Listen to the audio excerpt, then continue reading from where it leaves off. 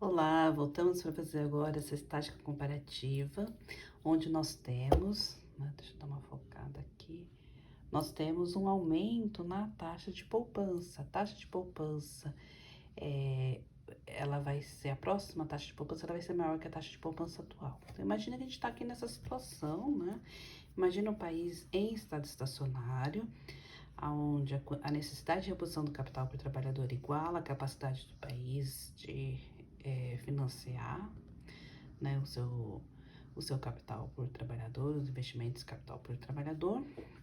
E imagina que, né, essa taxa aumenta, vai para S', então o que vai acontecer? Essa curva vai se deslocar para fora, certo? Então, a gente tem aqui a nova capacidade do país de financiar o seu capital por trabalhador.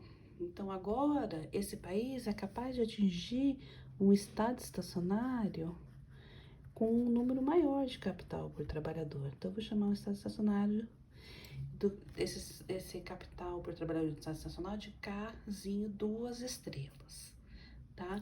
Então, esse país está inicialmente nessa posição, né? E tem um aumento, né? Isso aqui é um aumento da taxa de poupança, né? Essa taxa de poupança aumenta, né? E esse país agora é capaz de atingir um estado estacionário com capital por trabalhador maior, tá? Então, o que vai acontecer? Esse país se encontra, né, inicialmente nesse estado estacionário, mas agora, nesse estado estacionário, a capacidade desse país, né, de financiar o seu investimento em capital para o trabalhador supere muito, né, a necessidade desse país, né, de repor o seu capital para o trabalhador. Então, num segundo momento, esse capital para o trabalhador ele vai aumentar. Né? Ele vai aumentar por quanto? Vai aumentar por essa quantidade. Então, nesse segundo momento aqui, o que nós temos agora, né, continua ainda que a necessidade de investimento do capital para o trabalhador é superada pela capacidade de investir. Então, o capital para o trabalhador ele vai continuar crescendo, né? E vai crescer por quanto? Vai crescer por essa quantidade aqui, né? Essa quantidade aqui, que é essa diferença, certo? Aí, num terceiro momento, a gente ainda tem, né, essa diferença entre capacidade de investir e necessidade de investimento. Então, o capital continua crescendo. Agora você vê que cada momento ele vai crescendo a uma taxa menor, né? Mas ele continua crescendo. Ainda assim, mesmo que seja por pouco, né? A capacidade de investir dessa economia é maior do que a necessidade de reposição do seu capital, né? Então, ou a taxa de investimento dessa economia é maior que a, e aí ele vai crescer até que ele vai atingir esse estado estacionário onde, né? Capacidade de investimento iguala a necessidade de investimento. Então, a economia migrou de um estado estacionário com nível de capital por trabalhador maior para um estado estacionário com um nível de capital por trabalhador menor, certo? E o que acontece, né, Então, o que acontece com o capital nessa economia, né? O capital por trabalhador. O capital por trabalhador aumenta, né? Deixa eu só reduzir um pouquinho aqui. Então, vamos lá. Capital por trabalhador, que é o nosso casinho, aumenta. Não dá pra ver aqui. Deixa eu pôr aqui pra baixo. Certo?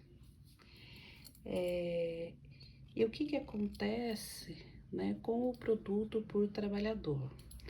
Olha, o produto por trabalhador, ele não mudou só a taxa de poupança por trabalhador. Então, vamos dizer, né, eu vou colocar aqui uma outra cor.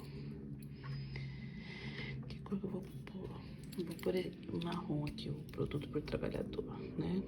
O produto por trabalhador, como será que se escreve? Ele tá aqui. Esse é o produto por trabalhador, né? Então, nesse estado estacionário anterior, né, aqui era a quantidade de produto da economia, né? E aqui era a quantidade de produto por trabalhador na economia, que era a quantidade de capital por trabalhador na economia. Agora vai ser lá em cima, né, gente? Agora, nesse novo estado estacionário, né, nesse K 2 estrelas, aumenta o capital por trabalhador e também aumenta o produto por trabalhador no estado estacionário, tá? Como esse estado estacionário já estava mais para cá, o aumento não foi tão grande. Se tivesse mais para cá, talvez tivesse aumentado mais. O que acontece com o consumo? Vamos pegar uma outra cor aqui.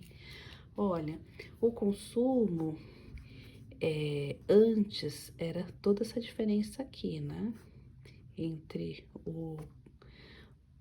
aqui entre a poupança, né? A parcela que era poupada e o que era produzido. Então, tudo isso aqui, né? Era o consumo do estado estacionário inicial. O que é o consumo do estado estacionário agora? É isso aqui, essa diferença aqui é menor, né? Então, isso aqui é o consumo nesses novos estados estacionários, tá? Então, aqui nesse novo estado estacionário, o que aconteceu? Capital por trabalhador aumentou, produto por trabalhador aumentou, só que, como esse capital por trabalhador está tão alto, a necessidade de reposição desse capital por trabalhador, né, para mantê-lo constante, faz com que sobe muito pouco para essa população consumir, né? Então, o consumo em estado estacionário aqui é menor do que era o consumo estado estacionário anteriormente. Quer dizer, necessariamente se a população tá melhor, né? E tá meio tortinho que até o produto poderia ser maior. Mas a gente não sabe porque também aumentou a necessidade de reposição desse capital e aí o consumo reduziu, né? E aí a gente vai depois discutir, quando a gente chegar lá, na terceira semana, na terceira ou na quarta semana, agora eu não lembro, que a gente vai discutir a regra de ouro e a gente vai falar sobre qual o melhor nível de taxa de investimento, né, de taxa de poupança, para maximizar, né, o consumo por trabalhador no estado estacionário, tá bom? E eu vou deixar aqui uma lição para vocês, que é para vocês fazerem um exercício. O que acontece se o crescimento da população acelera, ou seja, se o N aumenta? O que acontece se a taxa de crescimento da população fica maior? Então, imagina que acontece alguma coisa que as pessoas começam a ter mais filhos. O que vai acontecer? Né? Então, um exercício para vocês fazerem em casa, para vocês pensarem. E até a semana que vem, né? Na semana que vem eu volto com mais vídeos sobre o modelo de solo. A gente tem feriado essa semana, né? Então, na semana que vem eu volto com mais vídeos sobre o modelo de solo e a gente vai falar um pouquinho mais ali sobre a função de produção do solo, sobre as suas hipóteses, e depois a gente vai falar sobre um formato dessa função de produção, que é um formato que é, assim, ele é adequado para um crescimento, né, sustentável, aquele fato, assim, dos Estados Unidos, né, que a remuneração do capital, a remuneração do trabalho tem ficado constante. Então, é um modelo onde isso acontece. A gente vai ver também as condições de nada. Então, isso é a próxima aula. A gente ficou por aqui com essa aula. Então, um abraço e até mais.